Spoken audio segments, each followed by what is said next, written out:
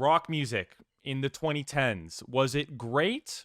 I mean, there's some great albums that came out, but in the mainstream, a lot of rock music didn't really sound like rock music. I mean, here and there was a couple tracks that blew up that still, had the rock roots in it. But yeah, it's a weird era for rock music, the 2010s are. So I did have to make some exceptions to the rule. We're working with a Billboard list of the biggest selling rock songs of the 2010s, and a lot of them are honestly like 1, 2 to 3 artists. A big artist that topped the charts, the top 3 songs were Imagine Dragons, and the rest of the list was just riddled with Imagine Dragons. So it's safe to say that the 2010s, the Imagine Dragons, for whatever reason, just absolutely owned that era. So pretty much what I decided to do is I decided to limit it to 1 song per artist, so the entire list isn't just Imagine Dragons. All right, we have 20 songs to get through, so let's get started. I've definitely heard of most of these songs. I think there's 1 song on this list that I haven't heard of. All right, ladies and gents, let's do it. Okay, so Uprising, Muse. Not the best Muse song, but I feel like this song overall is pretty goddamn good. I mean, it's a lot better than the stuff that Muse has been doing lately for the most part. I don't think Uprising is like a crazy amazing Muse track, but overall I think it's really solid. I think the drums go crazy hard. There's a nice guitar riff. I feel like the synth bass line can get a little annoying after a while, just like almost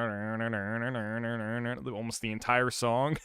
But Uprising slaps. I feel like vocals are really good. Drums are the most addicting thing about the track for me. I love those like big, almost like war drum style drums on this thing. I think that's really dope. There's a lot to like about this track. I feel like this isn't like peak Muse, but it's just right below it. So I'm going to put it in good. I think it belongs in good. Yeah, it's definitely better than okay. I feel like it's a really good track and it sounds like a rock song. So that's definitely beneficial for this list. Let's keep moving to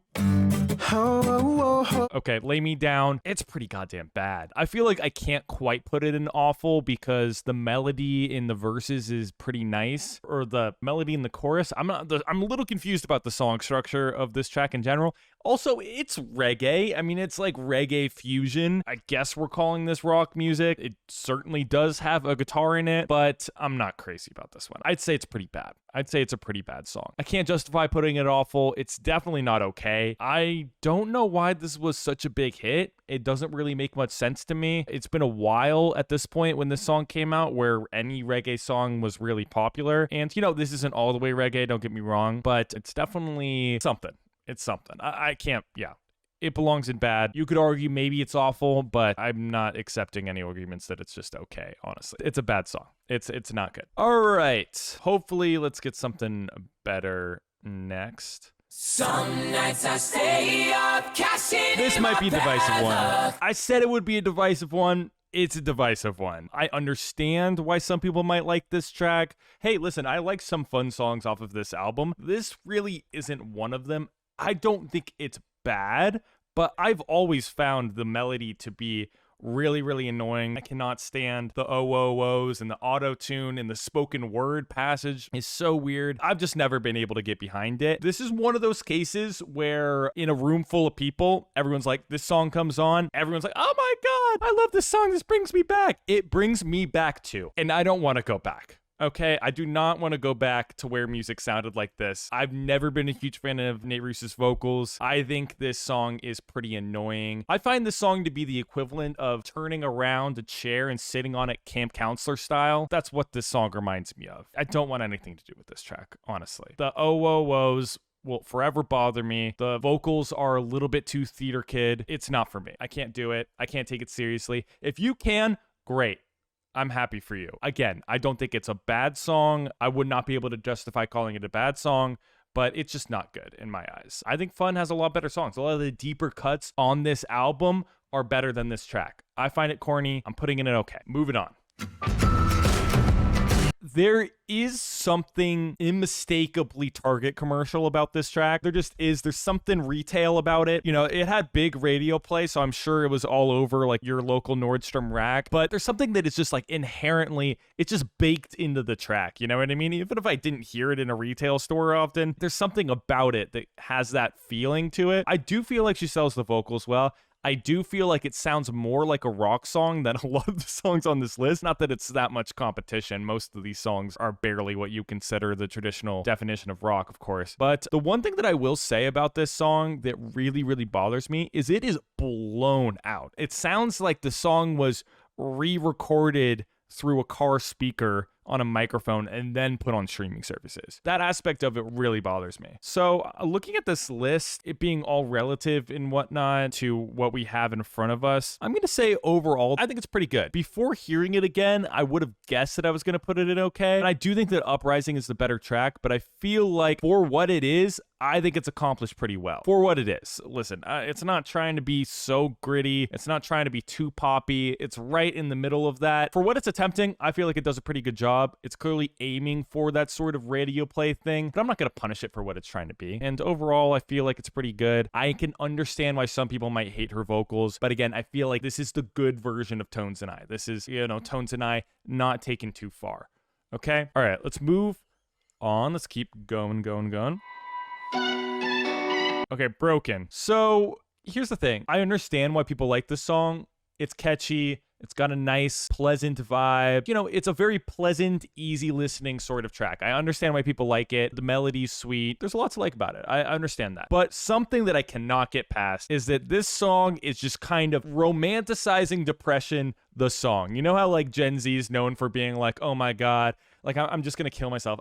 It's definitely that trope put into a track for sure. That's what the lyrics are. That's the entire thing. It just bothers me so much. The lyrics are what bring this down to bad for me. I think it belongs in okay probably without the lyrics and like actually thinking about it. But the more I think about this song, I just cannot get past how corny these lyrics are. I can understand why you like it though. So if you're not listening to the lyrics and you don't think about it too hard, I can understand really liking this track and listening to it a lot. But for me, I just can't get past that trope. I can't get past the, oh my God, I love how you're broken and depressed like me. That's kind of sexy, no? All right, moving on.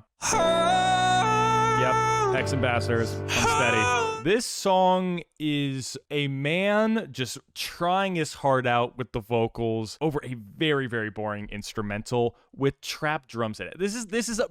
It's a Sam Smith song with randomly trap drums on top of it with these hi-hats, like just because they were trendy at the time. Like I guess I understood why they did it, but it just makes no sense in the context of the song. I think take out the drums, do it with something different. The song's already basic. I guess they were trying to like spice it up a little bit. I don't think it's quite awful, but I think it belongs down here at bad. I mean, overall, I find the song to be kind of boring. Lyrically, it's not that interesting, but man, those trap drums, I think, is the thing that solidifies it being in bad for me. It's just the trendiness of it, I feel like does not serve as this song very well. This is the one I don't know. You guys know this one?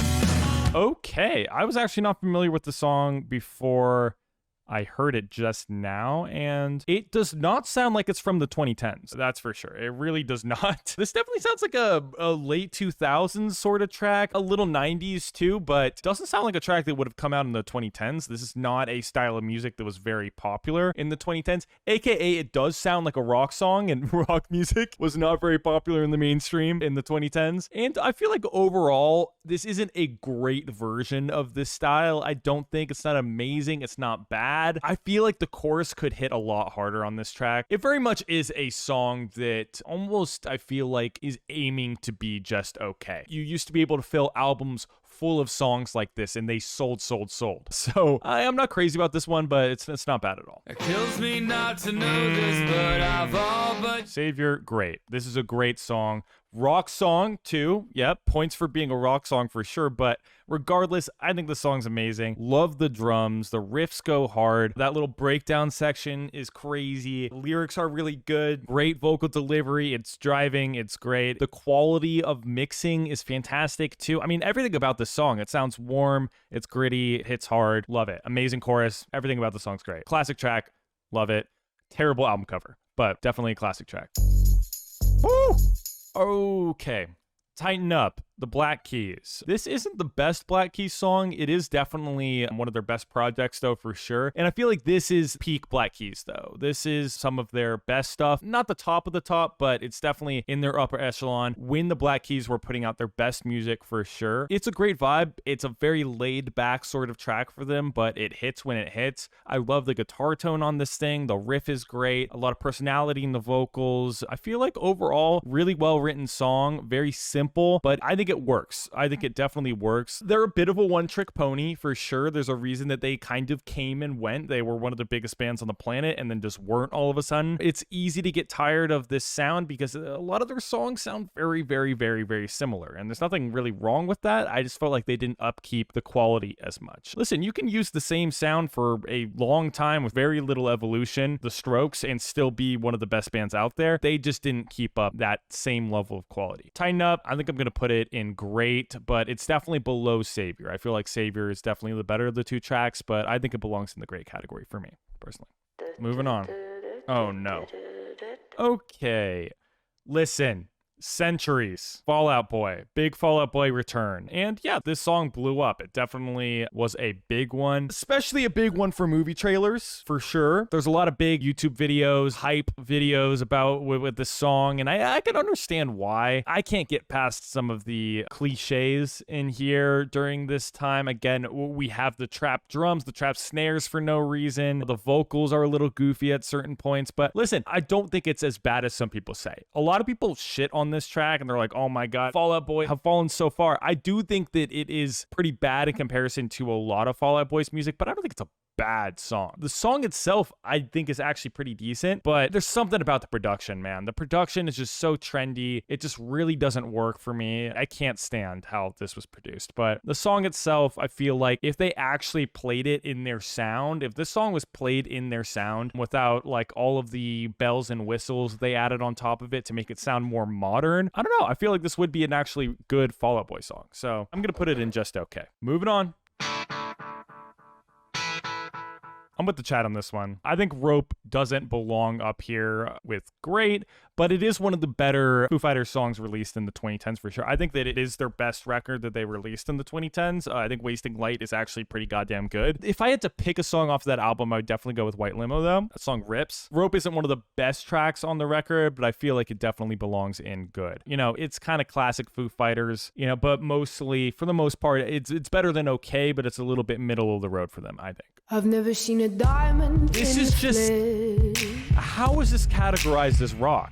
God knows what Royals is doing on this list. Again, blame Billboard, not me. I didn't make the list. I didn't categorize the song. This is definitely an alt pop song, but a really goddamn good one. I think that this song is influential for a reason. People tried to replicate it for a reason. People failed for a reason. It's a one of a kind of track. I really do think that the song is that good. A lot of people don't give it the respect that it deserves because it was fucking everywhere. But yeah, Royals is great. The vocals are amazing. The production, it's just the right amount of everything. I think this song is. It's a perfect recipe. And I think it belongs in great. Still not a rock song, but for the songs on here, I think it's great. I think it belongs up here. Yeah, one of the more influential, more iconic pop songs ever. I'm going to put it in great.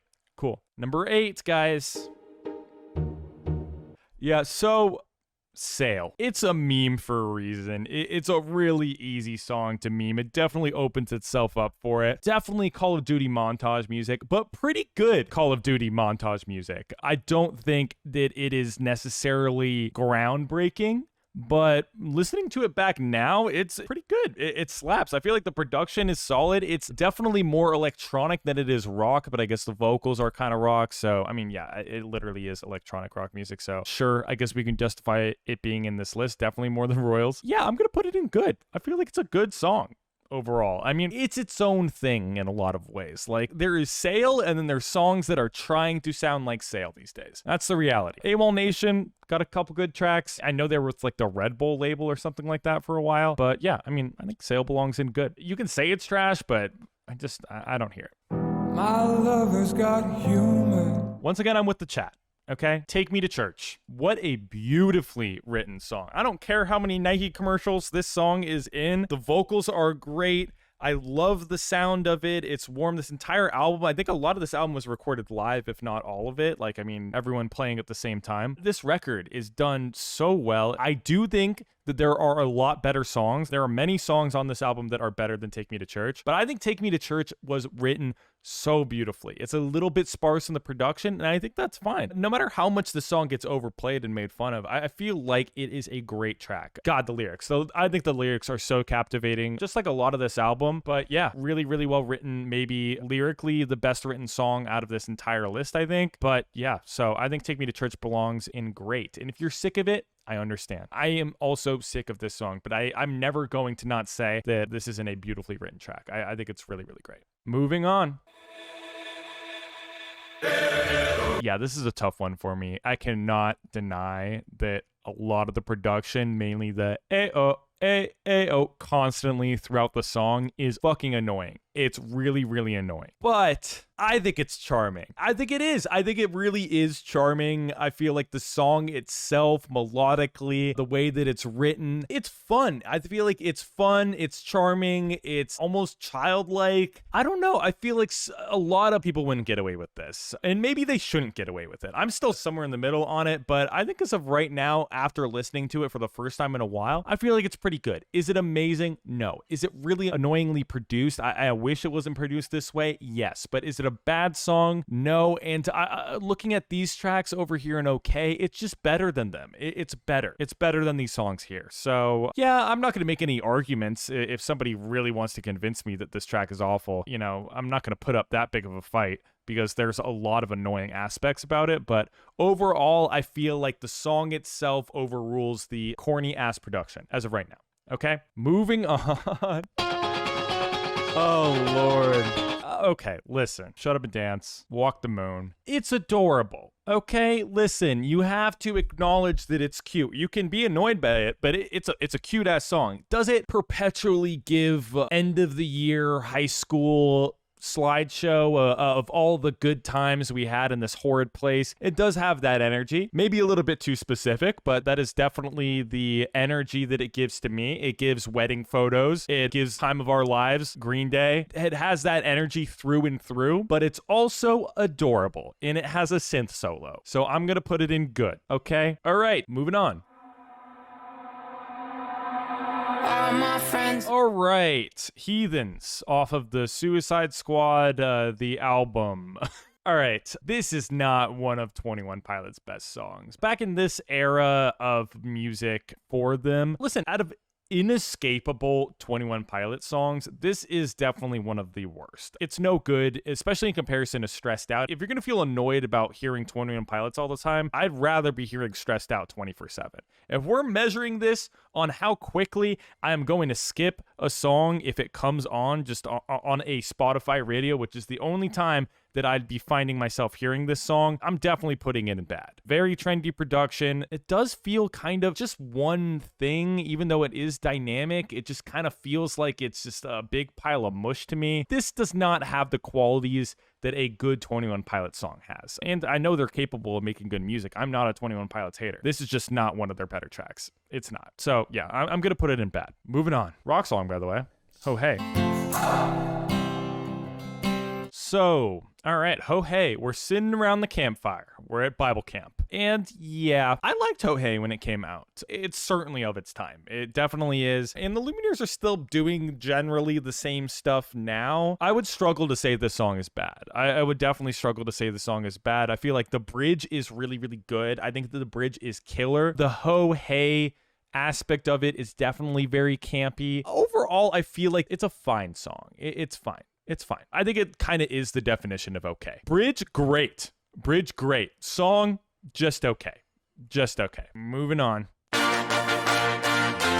Oh my God. Listen, we should have retired like the deep vocal call and response like thing so long ago. High Hopes has literally all of the corny trends of the 2010s put into one song with Brendan Urie's most annoying version of his vocals. Yeah, this is the song that got him hired for me, which is arguably one of the most annoying songs ever made. And this song is up there with being one of the most annoying tracks ever. This is a sad fall from grace after After Death of a Bachelor. Listen, I will stand by a lot of Panic at the Disco's discography. This is not one of those. I will agree with the masses that Brendan Urie sucks in the context of this song for sure. Okay? We have one track left, guys. One absolute banger left.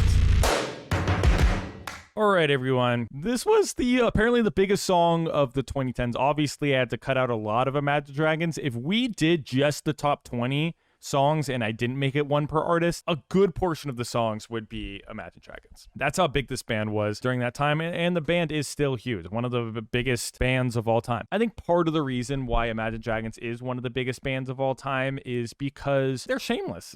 They're totally okay with appealing to the masses, following whatever trend's going on, making music that should be played through an iPhone speaker, car radio music. They're shameless. They're shameless. They're very self-aware. They know exactly what they're doing. They're making music that will play well on CW shows, play well on trailers. They're making music to make money, or at least that's what it feels like. And I'd have trouble. It would be very difficult for these guys to argue me that they're doing otherwise. All right. I think this song, just for how shameless it is, I gotta put it at awful. This song, Believer, is what people use to make fun of over-dramatic scenes in movies. This is Riverdale music. This is everything corny in one. I feel like these two songs are literally like the definition of bad rock music. This is rock music at its worst in the 2010s. I think. Okay, I'm putting it in awful. And yeah, that's the list. But we're going to do one more thing, guys. Just came up with this idea. All right, we're doing one more thing. Let's see what this list looks like with just rock songs. Let's go through it from top to bottom. Royals, not a rock song. Sail is electronic music more than it is rock music in my eyes. Okay, Pompeii's a pop song. Ho Hey, that's folk. That is folk music. Okay, not a rock song. Poppy folk music, but still folk music at the end of the day. Some Nights, that's a pop song, okay? Just because it's a band doesn't mean it's rock music. Centuries, fine. I guess that's rock enough. It's just with like, trendy stuff in it. Take Me to Church, that's kind of an indie rock song. Well, that's a weird one. Take Me to Church, I'll allow it though, I guess. Lay Me Down, that's reggae, kind of. Heathens, yeah. I mean, Heathens is more hip hop than it is rock. I feel like a lot of the time it's got rock guitars in it, I guess.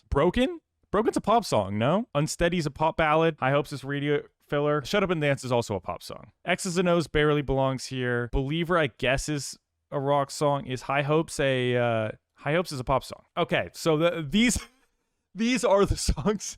This is a list with just rock music. Let's be real. Rock music just wasn't that popular in the 2010s. There was great rock music to come out of the 2010s, but there was not much rock music that was really hitting the mainstream in the 2010s. So, maybe we'll do a different list of some fan favorite rock songs that are, actually rock. Hopefully we get some really good bands, really good music in there. There's a lot of good Midwestern emo, a lot of good emo music during this time. Pup put out one of the best pop punk emo albums ever in the 2010s. So I'm not saying it didn't exist, it was there. All right, so that's the list. I'm curious what you guys over on YouTube think about it. I'm not too happy with the list in general, but I'm happy with my rankings, okay?